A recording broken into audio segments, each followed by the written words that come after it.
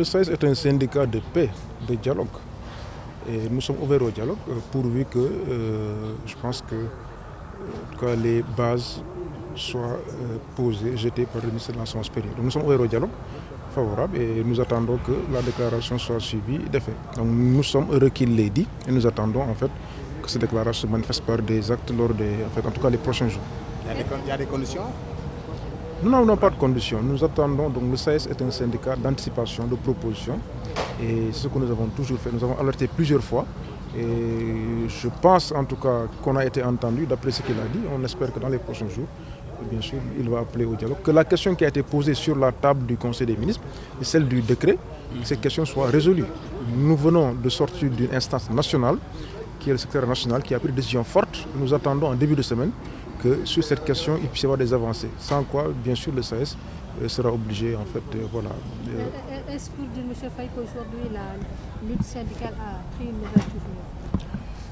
Bien, en fait, nous aurions souhaité qu'il n'y ait pas de lutte pour que les problèmes soient résolus en amont. Mais je pense que nous sommes un syndicat qui a alerté sur différents problèmes, et en particulier sur celui du décret concernant la réversion des pensions aux ayants cause.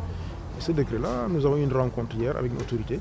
Nous attendons que lundi, d'avoir les conclusions de cette rencontre. Si elles vont dans le sens voulu, je pense qu'il n'y a pas de raison à ce que voilà, il y ait des difficultés. Mais je pense que en tout cas, nous sommes attentifs à la décision qui va être prise. Et si ça va dans ce sens, bien sûr, nous sommes favorables. Mais par contre, l'instance qui est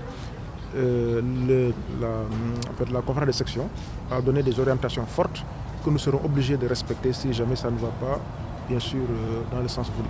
Un mot pour vos camarades suite à cette belle réalisation?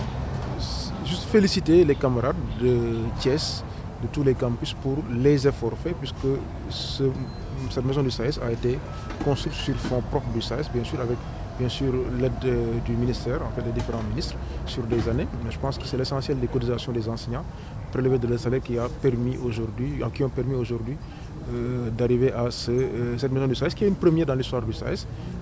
Nous sommes aussi à Ziguinchor, dans laquelle nous avons déjà entamé les travaux.